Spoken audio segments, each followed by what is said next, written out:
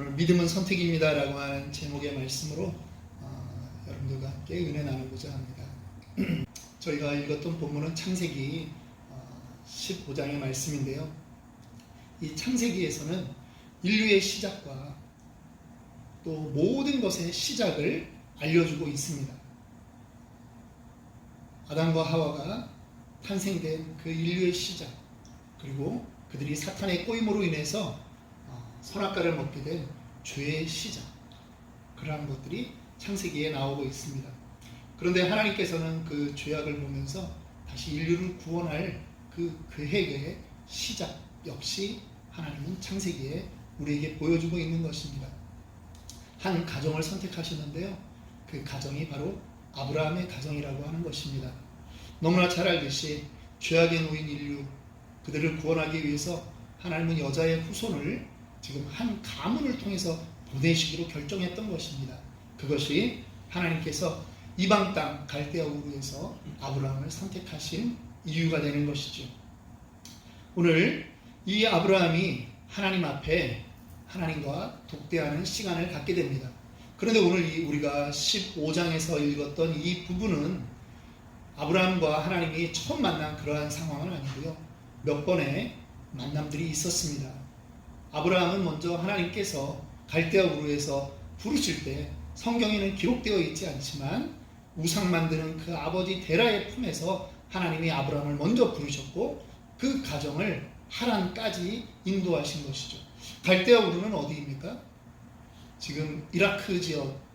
그러면 거기는 고대 문명에, 지금은 뭐 전쟁으로 폐허가 되었다고 하지만 거기는 고대 문명이 있었던 곳이고요. 하란으로 옮겨왔을 때 하란이라고 하는 곳은 메소포타미아 문명이 있던 곳입니다. 그러니까 쉽게 얘기하면 뉴욕에서 불러가지고 LA로 데려다 놓은 겁니다. 아주 그냥 굵직굵직한 그 문명의 자리에 데려다 놨는데 아브라함이 더 떠나질 못하는 거죠. 하나님이 원하는 가나안 땅으로 쉽게 들어가질 못하는 것입니다. 그래서 그 데라가, 아브라함의 아버지 데라가 하란에서 죽고 나서야 하나님이 창세기 12장에서 또 그를 이제 불러내는 것입니다. 그리고 가나안 땅으로 인도하는 것이죠. 그들이 가나안 땅에 들어갔지만 그들의 삶은 그렇게 순탄하지 않았습니다. 기근이 온 것입니다. 그래서 또 애굽으로 건너갑니다. 당시 지구 절반을 다스리고 있었다라고 하는 그 애굽 땅에 건너가서 위기도 겪었지만 하나님께서 또 은혜를 베풀어 주셔서 또 많은 재산을 가지고 나오게 했습니다. 그런데 오늘 이 타이밍은 어디냐 하면 그 조카 롯이 함께 가나안에 살면서 너무나 재산들이 서로 불어난 것입니다. 그래서 롯이 이제 소돔과 고모라 지역을 선택하는 거죠. 그리고 거기서 잘 살고 있는데 연합군들이 그 소돔과 고모라를 공격하면서 특별히 롯의 그 가정들을 포로로 잡아간 것입니다. 그 얘기를 듣고 아브라함이 집에서 길리운 사병들 318명을 데리고 가서 밤새 달려가서 전쟁을 해서 그들을 구출해내는 것입니다. 사실 이것이 그냥 아브라함의 집안이, 아브라함의 그 권속들이 이러한 전쟁들을 했다 하는 의미도 있겠지만 우리가 구속사적으로 살펴보면 가장 가까운 친척이 그 곤경에 빠진 다른 사람들을 도와주고 구원해주는 그러한 의미가 있는 것이죠. 고엘이라고 아시죠? 기업 물을 자. 바로 이것이 예표가 되는 것입니다. 기업 물을 자의 진정한 예표는 예수 그리스도입니다. 죄에 빠진 우리를 구원해 주시는 그 예수 그리스도가 진정한 예표이신, 진정한 그 고엘이신데, 기업 물을 자이신데, 성경은 여러 번에 걸쳐서 그러한 예표들을 보여주고 있다라고 하는 것입니다. 아브라함이 그 조카 롯의 가정을 구출한 건 구출한 것인데 갑자기 두려움이 몰려옵니다. 기습작전으로 그 조카 가족들을 구원을 했는데 이제는 자기가 반격을 받을 수 있다라고 하는 것이죠. 그래서 오늘 15장에 보면 두려워하지 말라라고 하나님이 말씀합니다. 아브라함이 지금 두려움에 갇혀 있었습니다. 그리고 하나님께서 말씀하십니다. 나는 너의 방패요 너의 기업이 됨이라 말씀하십니다. 방패는 이해가 되는데 뭐 보호하겠다는 거죠. 그런데 기업이 된다라고 하는 말이 무슨 말인지 잘 모르겠습니다. 기업이라고 하는 말은 유산이 된다라고 하는 것입니다. 너의 지금 이 기업이 대대로 이어져 나갈 것이다. 그러므로 네가 연합군에 의해서 너가 지금 죽게 되거나 그러지 않는다라고 하는 것입니다. 너의 것은 내가 방패로 지켜준다라고 하는 것이고 너의 모든 것, 너의 가문, 너의 기업, 너의 그 재산도 다 이어질 것이다 라고 지금 말씀해 주는 것입니다. 그런데 분위기가 싸합니다. 아브라함이 그 말을 그렇게 신중하게 듣지 않습니다. 그도 그럴 것이 아브라함이 자식이 없습니다. 이 재산 잘 갖고 놨는데 이것이 내 자식에게 넘어가야 되는데 후손이 없는 겁니다. 하나님이 처음부터 나를 갈대아우르에서 데리고 나올 때 나에게 자식 주겠다라고 한 지가 언젠데 지금 아직도 자식을 안 줘서 나는 뭐 이 기업은 내 종 다메섹 출신 저 엘리에셀에게 주면 되겠습니다 라고 약간 하나님한테 비아냥거리는 거죠. 그랬더니 하나님이 5절에 아브라함을 데리고 밖에 나가셔가지고 저 하늘에 별을 봐라.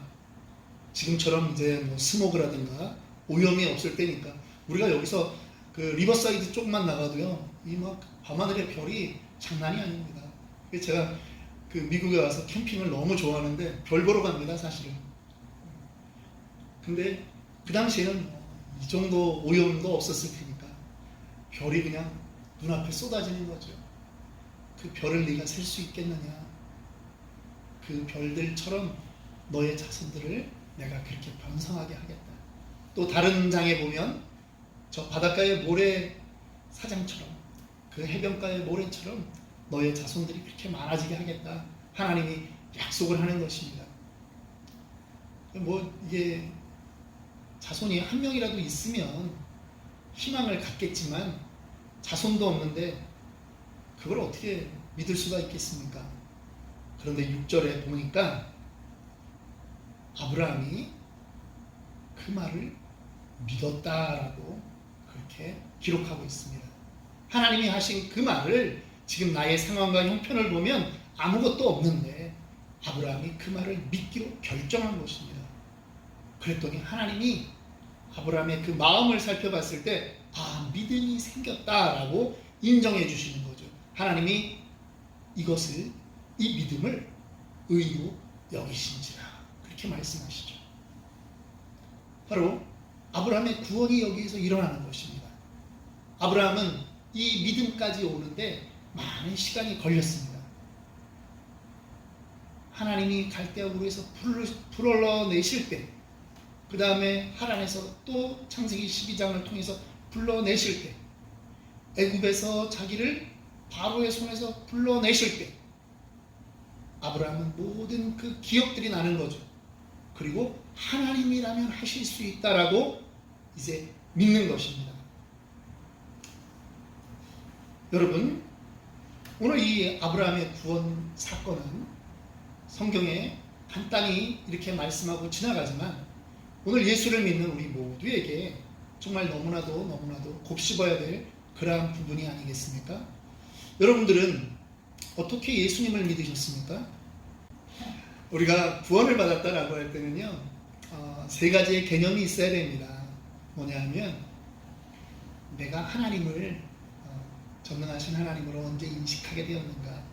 두 번째, 내가 죄인이라고 하는 것을 어떻게 인식하게 되었는가. 그리고 세 번째, 내가 이 죄의 문제로 벗어나기 위해서 예수 그리스도의 십자가가 필요하다라고 언제 인식하게 되었는가라고 하는 이 세 가지가 우리에게 반드시 필요합니다. 오늘 저는 여러분들에게 교리적인 부분으로 접근하기보다는 두 사람의 그 간증의 구원 간증을 통해서 여러분들에게 한번 접근하려고 합니다. 그 중에 한 명은 저희 어머님의 구원 사건입니다. 저희 어머님은 배움이 없습니다. 무학자이시죠. 그리고 그저 옛날에 그냥 저희 어머님이 1929년생이시거든요. 그러니까 옛날에 우리 어르신들이 4월 초파일 되면 절에 가는 것이 그냥 일상생활이었듯이 평상시에는 안 다녀도 그냥 절에 그때 한번 가시고 그 등불 달면서 거기에 남편 이름 쓰고 자식들 이름 써서 제 이름이 소요산 그 어느 절에 제 이름이 그렇게 잘 달려 있었다라고 얘기하더라고요. 어머님이 하얀 흰쌀 서마를 넣어가지고 그거를 이구 가가지고 그 절에다가 시주했다고. 그리고 뭐 백배 뭐 절하는 거 있지 않습니까? 그렇게 절하고 왔다. 네 이름도 거기에 올라가 있다. 뭐 그렇게 얘기하는 걸 예전에 들었어요. 그런데 그때는 이제 저희가 고향이 제가 경기도 연천이었습니다. 그 한탄강 주변 휴전선 바로 밑에 저희 아버님이 거기서 군 생활을 마쳤기 때문에 상사로 6.25 때. 그래서 거기에 살았는데 이제 김신조 넘어오고 뭐 간첩들 뭐 공비들 넘어오는 이런 소식들 때문에 그 지역에 살던 통일을 바라보고 있던 기대하던 어르신들이 아버지 친구분들이 전부 다 69년도 70년 이쯤에 성남으로 이사를 왔습니다. 살아야 되겠다. 전쟁이 또 나는데 서울 아래로 도망을 가자. 그래가지고 거의 피난 가다시피 저희 집이 그렇게 왔습니다. 그래서 그 지역에서 왔던 그 몇 가정들이 늘 그냥 만나고 그렇게 했는데 저희가 그 당시에 이제 쌀 장사를 했거든요. 근데 이제 그 아줌마들이 오시면 또 고향 출신이니까 다들 저희 집에서 그냥 이야기의 꽃을 피우고 그렇게 지냅니다. 그러다가 저희 어머님이 전도를 받아가지고 저 초등학교 2학년 때 7월 첫째 주에 저희 어머님이 저희 동네에 있는 장로교회를 나가십니다. 장로교회를 나갔는데 그 예배를 처음 가면 참 이 초신자들은요 너무나 쑥스럽습니다. 우리들은 예배에 다 익숙해졌죠. 그러니까 이 초신자 마음을 모르는데 이 초신자들은 예배 중간에 앉아라 일어나라 하는 것도 있고 또 장로교회 가니까 중간에 사도신경도 외워야 되고 누가 가르쳐줬나? 안 가르쳐줬죠. 남이 이렇게 펴주는 그 찬송가 앞부분에 있는 사도신경 보고 이제 읽는 거죠. 그 당시에는 뭐 PPT가 있었습니까? 뭐가 있었습니까? 그리고 수요 예배가 이렇게 가면 대부분 주기도문으로 또 끝내는데 뭐 누가 이렇게 펼쳐주지 않으면 주기도문이 어디 있는지 어떻게 알아요? 저희 어머님이 처음 가가지고 이제 우리 절에를 갔더니 절에는 스님이 주문을 외우면서 목탁을 치는데 이 교회는 다들 함께 암송하는 게 있구나. 그래서 이제 찬송가를 펴놓고 이 사도신경과 주기도문을 외우기 시작하셨습니다. 그런데 한참 그렇게 이제 외우시는데 뭐 손님 오면 또 손님 받아야 되니까 또 못하다가 그렇게 또 시간만 나면 또 교회 가는데 이게 남들 외울 때 자기도 안 보고 외워야 되잖아요. 그래서 이제 여러 번 이걸 줄줄 읽는 겁니다. 그냥 반복해서. 근데 어느 날 저희 어머님이 그런 얘기를 하세요. 야, 이게 좀 이상하다. 내가 주기도문을 외우고 사도신경을 외우는데 자꾸 눈물이 난다는 거예요. 이거 이상하다.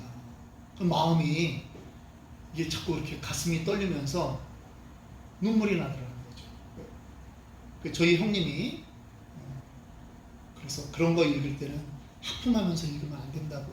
하품하니까 눈물 나는 거 아니냐. 근데 저희 어머님이요 이런 현상이 계속 이어지는 겁니다. 그리고 저희 어머님은 이제 콩나물 대가리 악보를 모르시니까 사셨던 그 찬송가가 이제 성경 그 찬송가가 글자만 있는 거 세로로 되어 있고 큰 글씨 되어 있는 그 찬송가를 이제 가지고 계시는데 성경은 이게 글씨가 너무 좀 작고요. 찬송가는 그래도 글씨가 크니까 저희 어머님이 그 찬송가를 이제 전주 주보를 보면서 아, 지난주에 요 곡이 참 좋았다. 그래서 이제 그 장을 피고 읽는 겁니다. 곡조를 모르니까 그냥 한 번 읽고, 두 번 읽고, 세 번 읽고, 후렴이라고 쓰여져 있으면 또 한 번 더 읽고 그러는데 자꾸 눈물이 나더라는 거예요. 그러면서 저희 어머님한테 이상한 마음이 들기 시작하는 겁니다.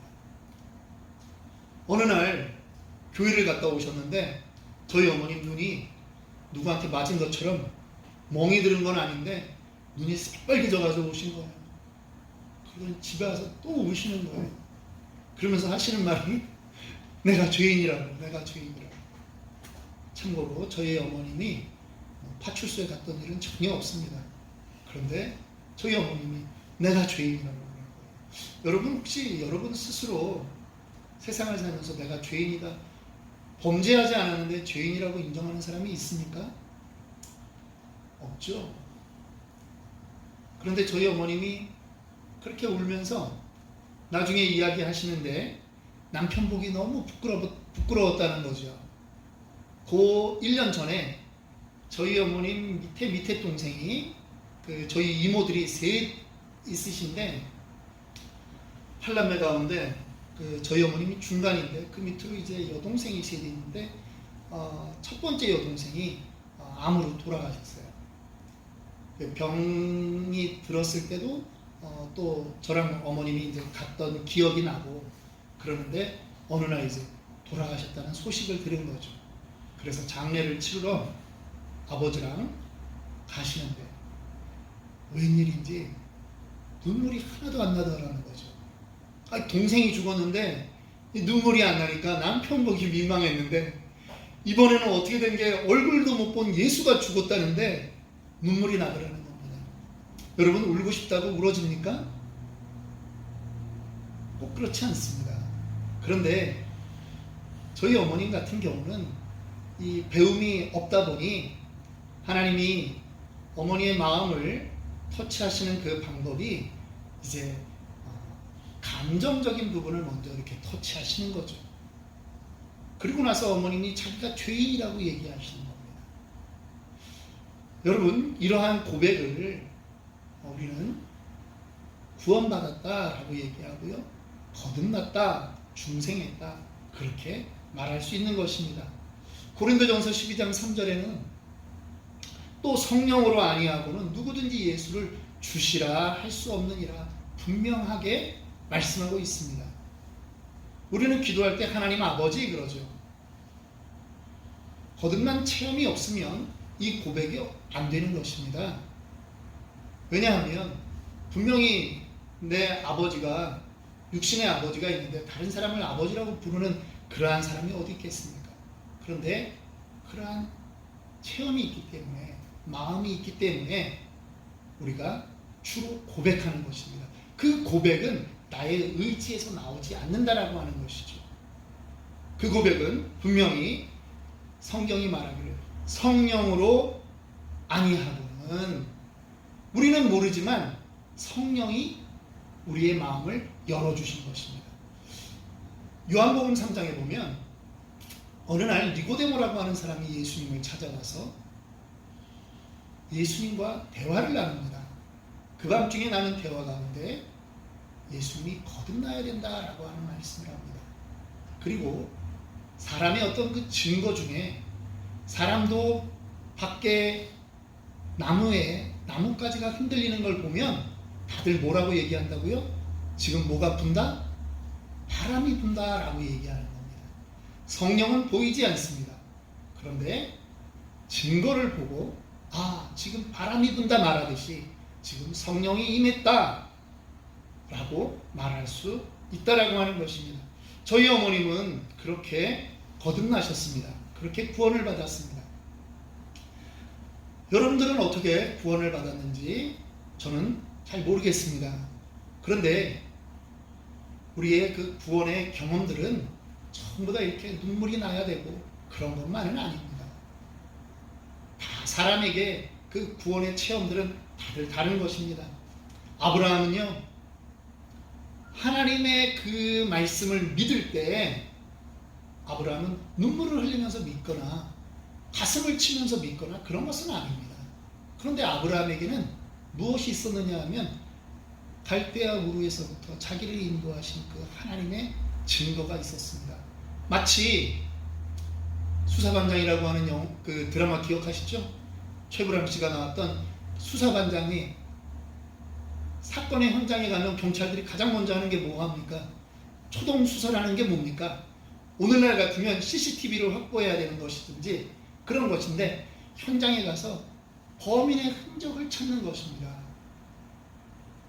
아무도 누군가가 왔다라고 하는 것은 모르는데 사건은 발생되어 있습니다. 그러면 그 자리에 흔적을 찾는 것입니다.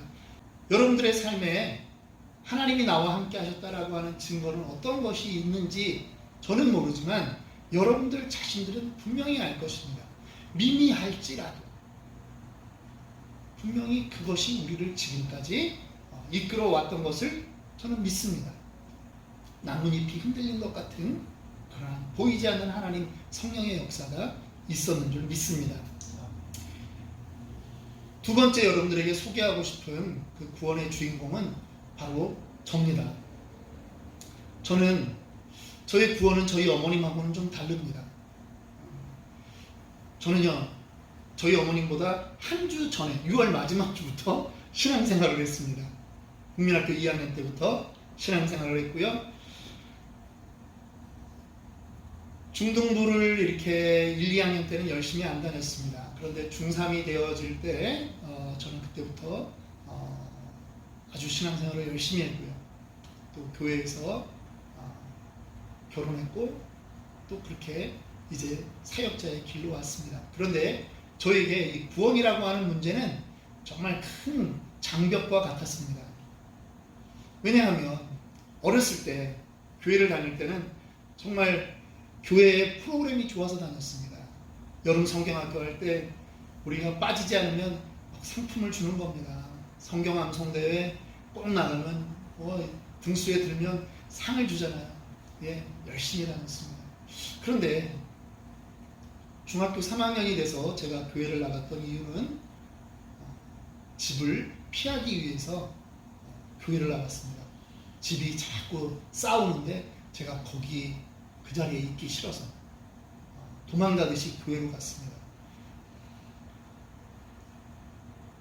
이 자리에 계신 분들 가운데 도망오듯이 집이 싫어서 이 자리에 오시지 않았기를 주님이 좋아서 왔기를 바랍니다. 제가요 중학교 2학년 11월 말에 저희 형님이 장가를 갔습니다. 아버지가 4남매를 두었는데 이남에 이제 호를 단신 혼자 내려오셨기 때문에 빨리 자식들이 좀 시집장가를 가면 좋겠다. 그래서 육군 병장 막 제대한 저희 형님을 24살짜리를 친구분 조카랑 맞선을 보게 해가지고 그냥 결혼을 시켰어요. 아버지의 유일한 기준은 여자는 키가 커야 된다. 저희 형수가 1m 67입니다. 둘째 형수가 1m 73입니다. 저희 아내는 1m 62.5입니다. 저희 아버지의 그 모든 기준이 사라졌을 때 제가 결혼했기 때문에 1m 62.5도 저희 가문에 들어올 수가 있었는데 어쨌든 저희 아버지가 우리 큰형수를 보면서 마음에 들었던 거는 다른 어떤 것보다 1m 67이라고 하는 그 키가 너무나 마음에 들어가지고 후손들이 커야 된다. 저희 형이 조금 작았거든요. 그런데 저희 형수가 7남매의 막내입니다. 이 7남매의 막내는요 물에 손 한 번 안 묻히고 살 수 있어요. 올케들이 다 해주는 거죠. 옛날에 연탄불 갈잖아요. 그 구멍을 잘 맞춰야지 이게 되는데 시집 와가지고 신혼여행 갔다 와가지고 같이 사는데 첫날 밤 시부모 방에 불 꺼트리고 가스만 나오는 거예요. 그다음에 뭐 수제비를 먹고 싶다 그러면 그냥 수제비는 언제 밀가루 반죽을 잘해서 어떻게 해야 돼요? 이 물이 팔팔 끓을 때 이걸 탁탁 떼 넣어야지 이게 밀가루끼리 안 붙지. 우리 형수는 차가운 물에 이렇게 넣어가지고 손에 있는 밀가루 반죽이나 그 안에 있는 밀가루 반죽이나 다 그냥 떡이 돼가지고 뭐 속옷 한번 안 빨아보고 살았다니까. 그렇게 시집을 왔는데 이게 소설같이요. 한 달 뒤에 저희 집이 쫄딱 망했어요. 그래서 망하니까 아주 그냥 그렇게 신기하게 망하더라고요. 이 집안에 난리가 났습니다. 그런데 이 중학교 2학년, 3학년인 저도 그런 분위기라면 나가서 놀고 싶지만 좀 자제해야 되죠. 돈을 좀 쓰고 싶지만 좀 자제해야 돼요. 근데 우리 형수는 친구들 약속을 잡아놓고 명동에 맨날 나가는 거예요. 근데 그냥 명동 제가 모란시장 옆에 살았거든요. 아시죠? 전통 재래시장. 거기서 명동까지 가는 치킨버스 없단 말이에요. 그러면 이제 저희 집이 정류장 근처이기 때문에 시어머니가 볼 수 있으니까 거기서는 버스를 타고 나가지만 뭐 나중에 얘기 들어보니까 서울에서는 택시를 타고 다니는 거죠. 그 나중에 어느 날 저희 어머님이 좀 외출 좀 자제해라. 그랬다가 이제 형수가 말대꾸를 한 거죠. 사남매를 키운 저희 어머님이 자식들 키우면서 한 번도 들어본 적이 없는 말대꾸라고 하는 것에 저희 어머님이 쓰러진 거예요. 예. 그럴 수 있어요. 이게 요즘은 애들이 자기 엄마한테 엄마는 막 이러면서 우리 애들도 그러거든요. 근데 저희 어렸을 땐 감히 엄마한테 그런 말을 못하는 분위기였는데 아이가 그렇게 됐다는 거 아닙니까? 집안이 난리가 나고 분가를 시켰죠. 그래서 또 그렇게 사는데 늘 하여간 일이 터집니다.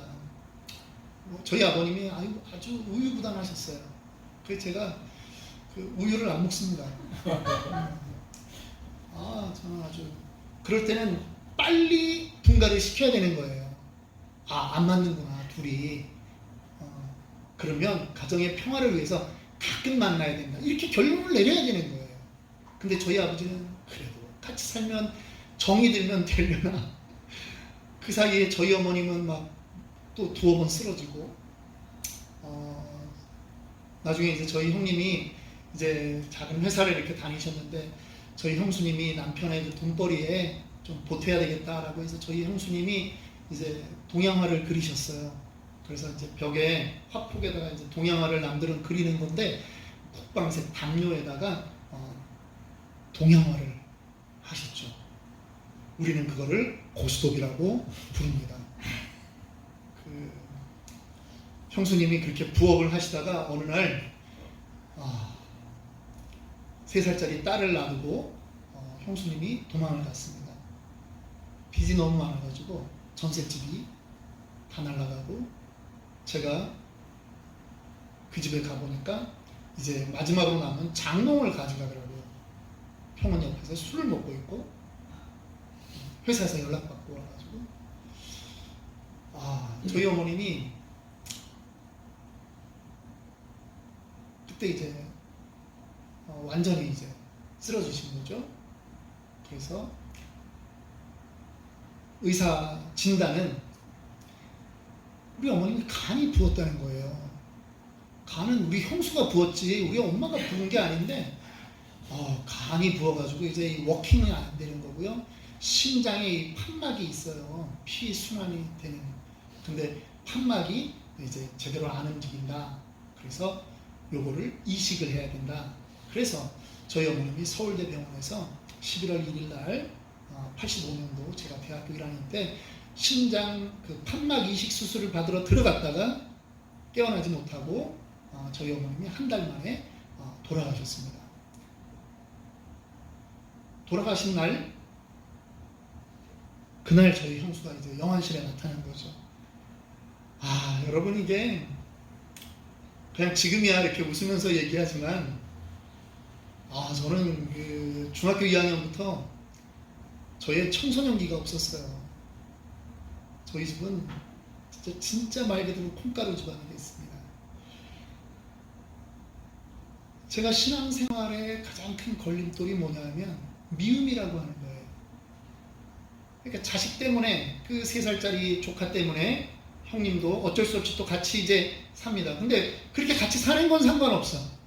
근데 명절이 되건 뭐가 되건 자주 봐야 된다라고 하는 그런 것이 저에게 너무 힘든 거죠.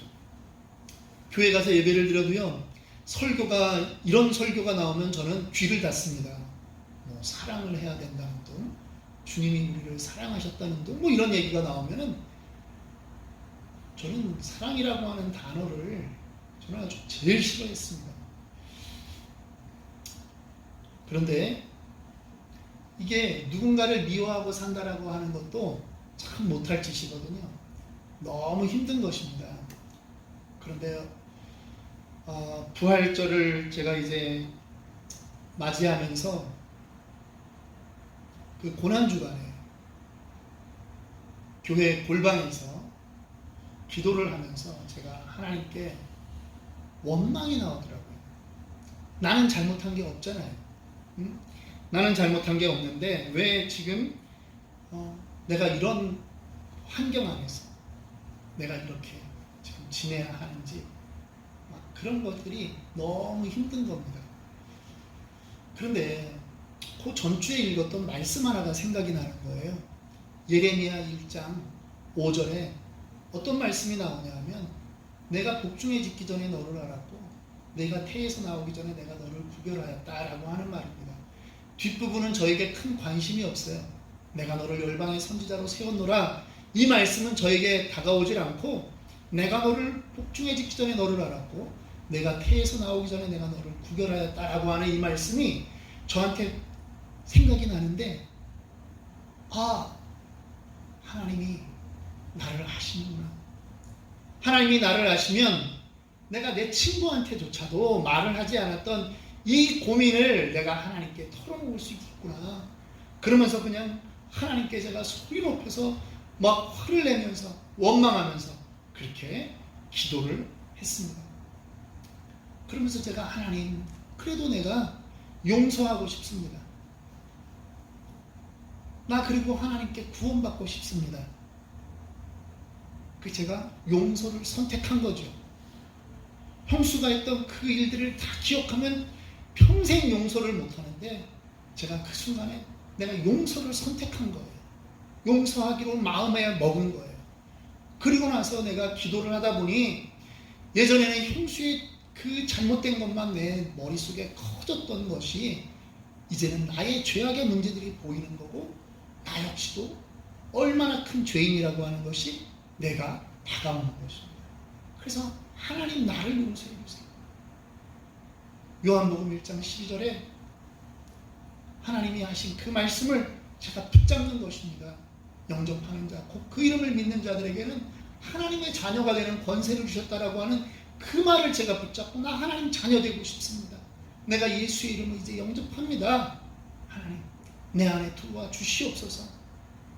그날 저의 통곡은 나중에 정말 기쁨의 그러한 눈물로 변했습니다. 그리고 나서 한 3개월은요 이유를 알 수 없는 그 즐거움 때문에 이 땅을 딛고 다니지 않는 것 같이 그렇게 학교를 다녔습니다. 여러분, 예수를 믿는다라고 하는 그러한 모든 것 가운데 가장 중요한 것이 있습니다. 바로 결정하는 것입니다. 선택하는 것입니다. 아브라함은요, 그 하나님이 약속하실 때 자기의 환경과 형편에는 아직 씨도 보이지 않는 거예요.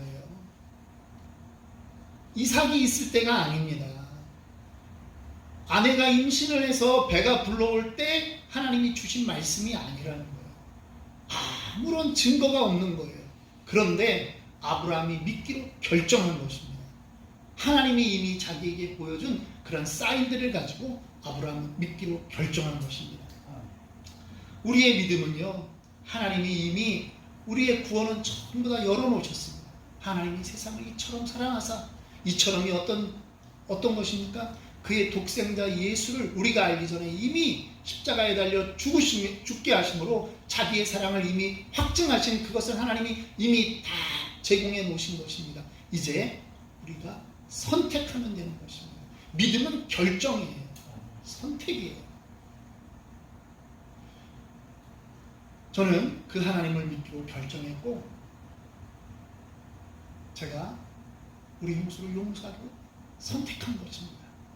분노의 주먹을 쥐고 있는 것이 아니라 내가 이것을 내려놓고 내가 하나님 손 붙잡기로 내가 결정한 것이죠.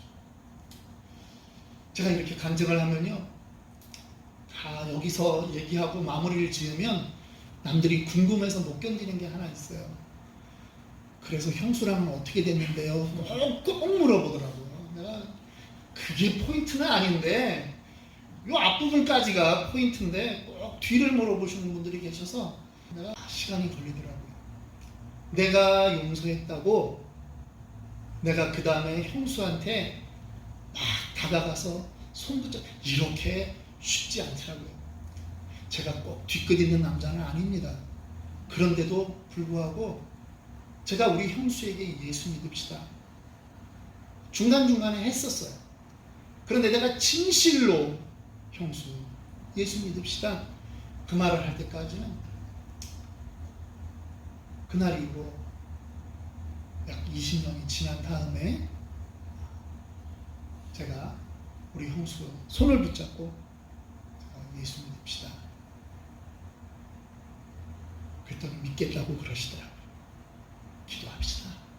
그래서 제가 함께 기도했던 그런 기억이 납니다. 여러분, 저는 여러분들이 어떻게 예수님을 만나고 어떻게 신앙생활을 하는지 저는 잘 모릅니다. 그런데 우리의 신앙생활 가운데 놓쳐서 안 되는 아주 중요한 것이 있습니다. 그것은 구원의 확신입니다. 믿음입니다. 그런데 그것은 나에게 어떤 사인이 있어야 돼요. 막 내가 예수님 믿습니다 그럴 때 막 닭살이 돋고 막 전율이 있고 때로는 막 통복이 있어요. 그거는 아닙니다. 하나님이 이미 다 우리에게 구원의 길을 마련해 놓으신 그것을, 가장 중요한 것은 우리가 그 말씀을 믿기로 결정하는 것입니다. 감정이 우선이 아닙니다. 감정이 우선이 아닙니다. 저희 어머님처럼 배우지 못하고 전혀 그 예수라고 하는 분위기를 모르는 분에게는 하나님이 그렇게도 임하시지만, 복음을 이미 들은 우리들이 복음에 서서 살기로, 구원받은 자로 살기로 결정할 때는 하나님이 우리에게 요구하시는 것은 바로 선택이라고 하는 것입니다. 이제 우리는 코로나 시간을 지나가고 있습니다. 앞으로 얼마나 더 어려운 그러한 일들이 있을지 모릅니다. 그런데 하나님이 그 시간을 가면서도 우리에게 요구하시는 것이 있습니다. 믿음의 길을 떠나지 말라고 하는 것입니다.